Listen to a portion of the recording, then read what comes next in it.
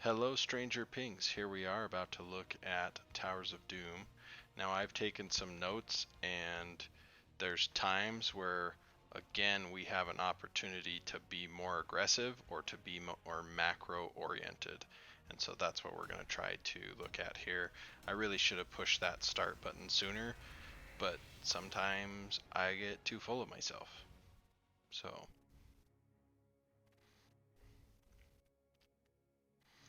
Okay, so we have a lot of opportunity for baseline global. They could match us in global if ETC takes stage dive, but we right out of the gate have Dahaka and Brightwing, and so we should maximize those. Moose Brow, I saw, having already watched the video, you take the cooldown reduction off of minion kills and the bigger heal at 1, which I think is great. But let's make sure that we're using that to also get that macro pressure. So Kimbo, you break off straight top. We do the 4-on-5 mid, and we get a nasty swap that comes our way. All right, come on, game. Get us through. The battle begins in 10 seconds. Ancestral Strength, we like that one. Thunderstroke for Cassia. Osprey does play a fair amount of Cassia, so I think that's good. And we go kind of a hybrid build on Anub'arak. Okay, here we come out. We are playing very safe for a second, and we do get kind of an unlucky swap. But we see all 5 of them.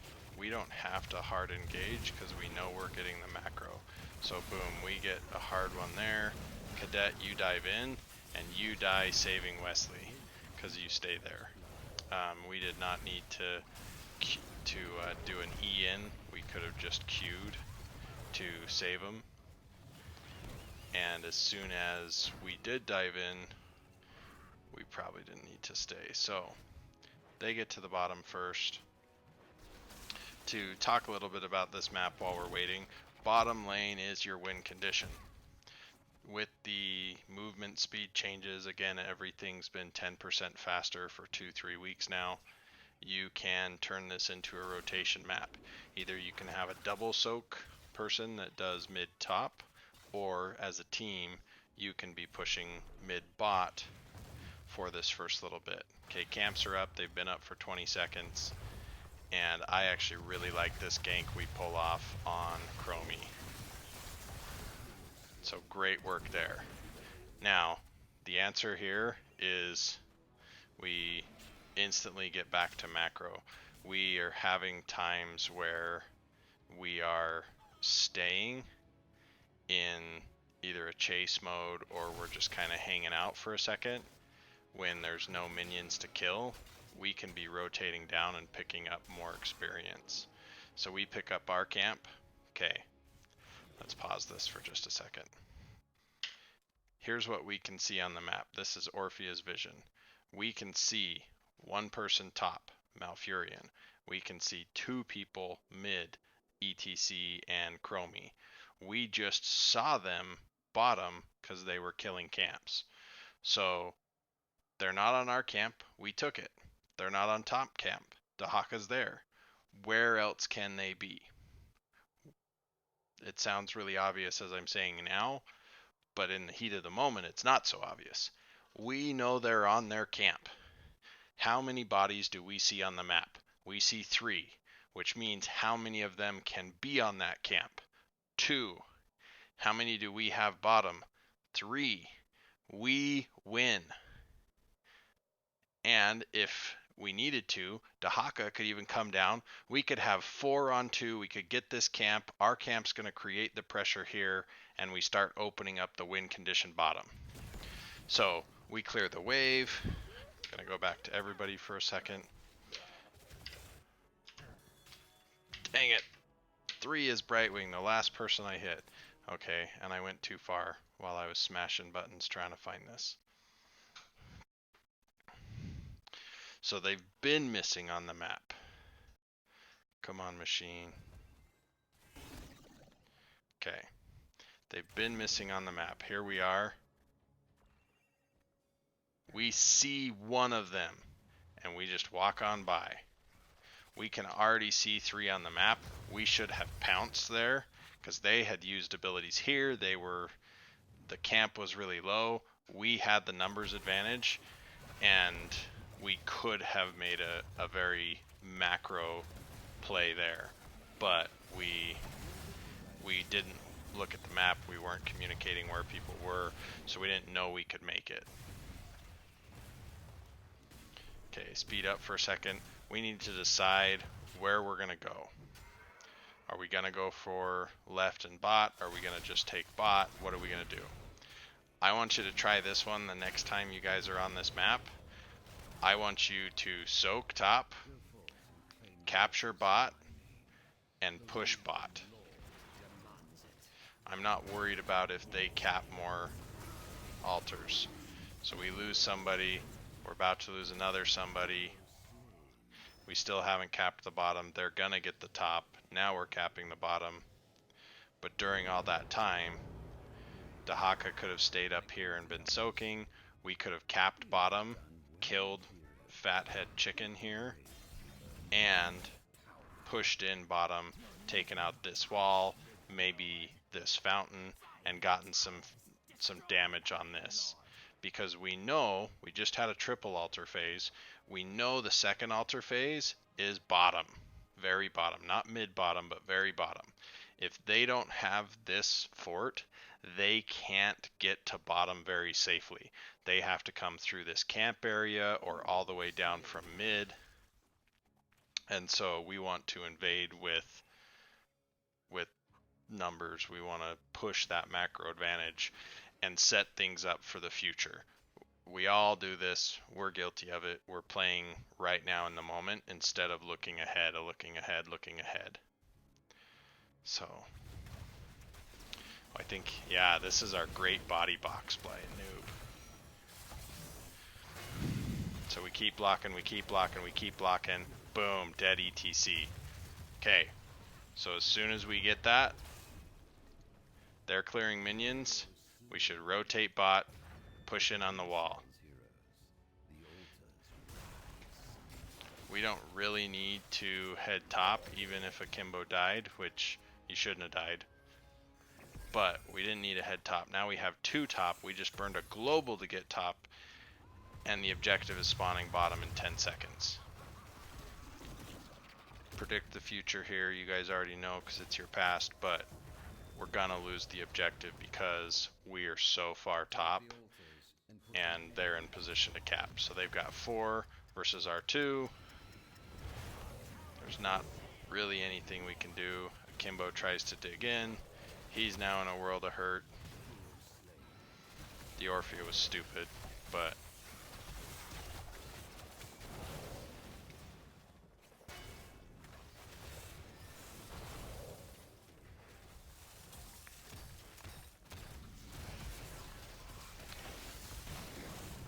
Akimbo, you're too low right there. You should have just got out. Yeah, we didn't have a ton of healing available, but there's nothing we could do except invite death, which we did, which helped them catch back up on experience. If you could have tapped, if you had to hearth all the way back, it's a bummer, but we don't want Falstad to feel like he's getting anything.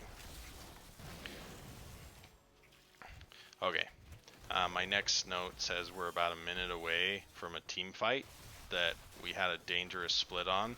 We actually do win the team fight, but we win it not because we set it up perfectly. We just got luckier than they did. We take those wins, but we could have set it up better as well. And so here, this fort has 0 damage onto it. We've had the opportunity to put more hurt on this. Okay, Dahaka, your dig is up. With that, you should be soaking for a moment and then trying to rejoin with this. So, and that is what he will do. He's going to dive into this back bush here. We're going to split around these and be very dangerous in it. and Brightwing walks down. Everybody's after her. Here comes Dahaka. We get the cocoon, which is how we win this, but Akimbo gets so close and lucky here. The silence should have killed him. The adaptation came through perfectly. If we had had better focus fire from the enemy team, we'd have died. ETC stops our back line. We push them off. We cap. 2 of them are dead. What are we going to do? Well, we're going to hurt that chicken for being stupid. But even then, we can't kill the chicken. We've scared him off, and we're trying to do a little bit of chase plus macro, but we're not defined. And that's kind of our issue throughout this game, is that we just weren't defined. We didn't know what we were going to do necessarily in Farseer mode. We were stuck on the now.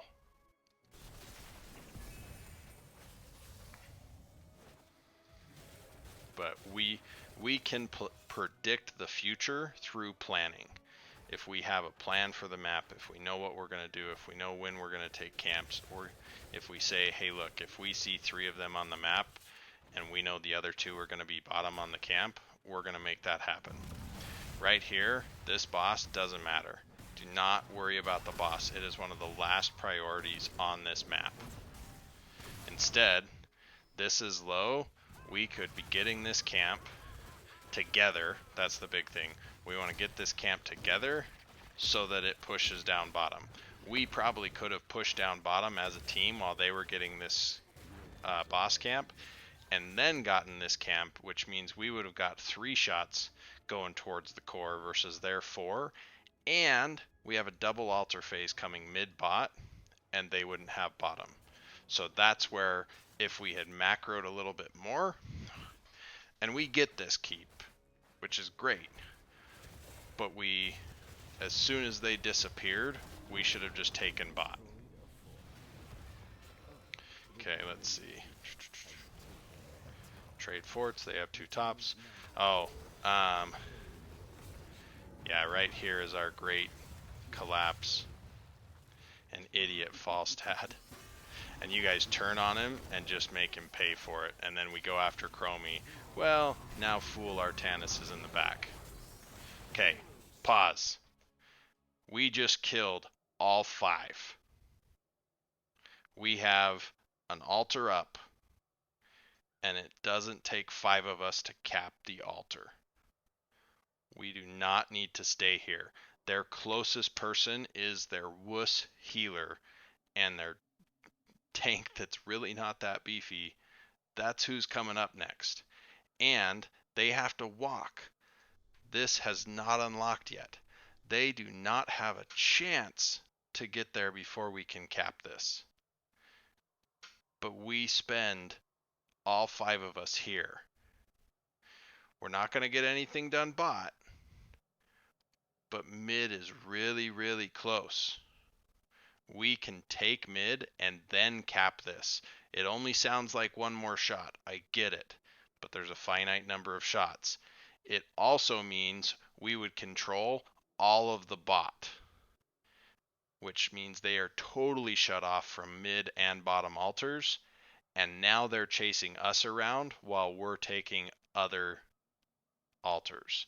We could have 4 people defend bot while 1 takes back top. And if we keep that pressure bot, we just keep sending camps their way. I'll send you the unemployed gaming scrim we had. They kicked the crap out of us because of their iron grasp on bottom. We could not get in. We couldn't take it back. We got slapped around until everyone was frustrated. Dahaka digs top. But we didn't take this. This was free. We had 0 of them on the map. We do aggressive things when we have numbers. We do safe things when they're even or we're down on numbers. They had 0 people on the map. We need to push mid as 5 with 1 person who's able to skedaddle back to cap. Because even now, they're split. Like, we would have had this. Their death timers were long enough. We had enough siege. We had beetles. This fort was dead. This fort is safe up top. We do safe things when we're even in numbers. We do aggressive things when we're ahead on numbers. This was free, and that was the macro play we should have been making. See here, they're doing something safe. They're even on numbers. They're taking the bottom keep. But we could have gotten this mid keep. We could have then capped. We could have gotten the camp, then sent Dahaka top, and they would be all over the place. Moose, you didn't actually need to use the Emerald Win there. It was a very safe way to go. You got it, no huge worries, but your team was actually safe even without it. So now this next altar phase is coming up. Imagine if we had mid. Imagine if they wouldn't have been able to take back bot. Imagine if we had sappers marching in and they're trying to defend the sappers. Great. We cap bottom, Dahaka stalks top, picks one up, while 4 of them are still down here trying to defend against us. You're dead, Wesley. I'm sorry. And even though he died there, that was a good fight to take. He should have actually taken that fight a little earlier because you were 16 and they weren't. And you had a wave and a camp pushing with, but that's okay. Yeah, but this is the ugly cry fight. So now, there's 3 minutes left on this, and the game's not over, but watch how they macro you at this point. They don't need everybody here. Falstad's going up and setting up mid. Boom, they cap it. They actually should have ran mid and gotten their camp after, but they start just running you around the map at this point.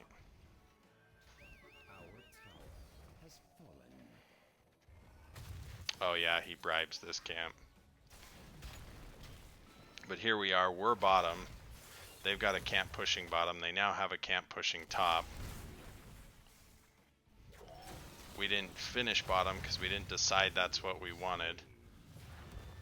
And now we're trying to defend top. We lose another person. We come back in.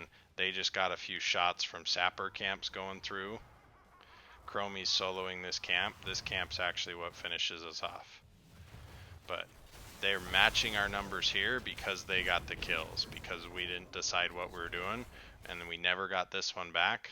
Now they've got sappers marching, they've got numbers, we're trying to do stuff that we wouldn't normally do, but we're desperate because we're about to lose the game. They double cap, and here goes the sapper for the finish.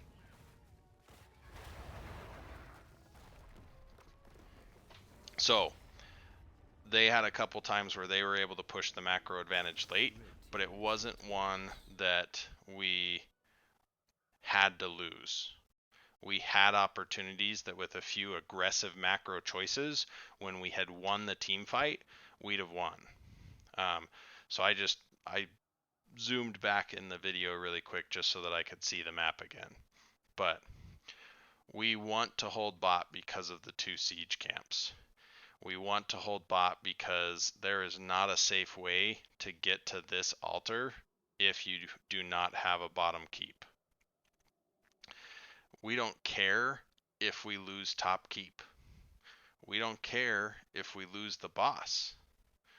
We want to hold bottom so much that they can't get past it, and we just keep sending camps after them, and they have no hope. Again, I'll link you guys the Unemployed Gaming scrim.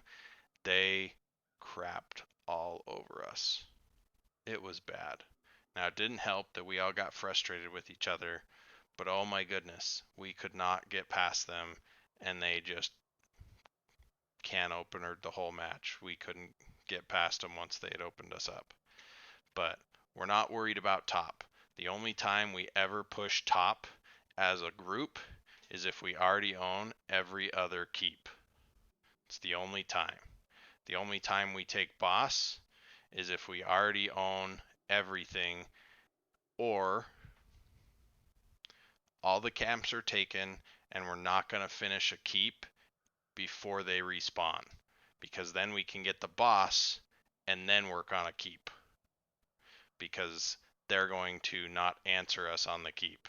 But if we can 6 cap, we're going to get more shots out of 6 capping than the 4 from the boss. We also take the boss if we're to less than 4 or 4 or less shots left in the game. That's a time to take boss. Other than that, we are far more concerned about keeps. We are far more concerned about camps. We're even more concerned about kills than we are the boss. So, Os, anything to add before we wrap this video up? Just one thing, you can try to remember this as similar to Dragonshire. Bottom lane is the only lane you really want, and if they take all of top lane forever, you don't care.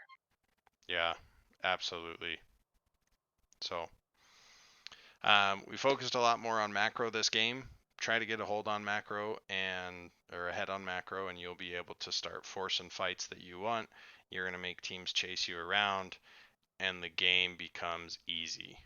But this one was winnable. It just got away from us a little bit, and a couple macro changes, and it wouldn't have gotten away from you. You would have clobbered these pukes. So keep up the good work, Stranger Pings. It wasn't Cursed Hollow. The Hanamura video was messed up in loading. So if you've seen this one and not the Hanamura, I finally got that one fixed as of the time of this one recording, and I will load this one overnight. But thanks, guys.